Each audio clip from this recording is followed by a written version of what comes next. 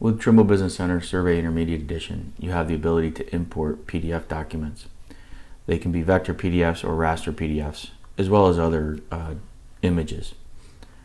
If you go to the Home tab, you can select the import command, and you'll see that on the import command, when you navigate to the folder where your documents are stored, you can import the PDF document. Now you can simply drag and drop this document in as well from the File Explorer. You can left click and drag and drop it into your project workspace. If you do that, however, this document, which is a 45-page document, is the entire document is going to come in. Now we're only interested in a couple pages of this 45-page document.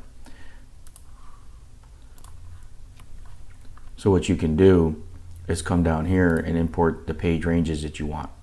You can also set a DPI for the resolution, but with the document, if we take a look here, I can see that I want pages 14 and 15. So if I come down here, you can see I want 14 and 15. So I'm going to type in 14-15. If I had, I wanted 17, I'd put a comma 17. So you can see that you can separate them, by ranges. You can also import them as a sheet, or and give the sheet set a plan set a name.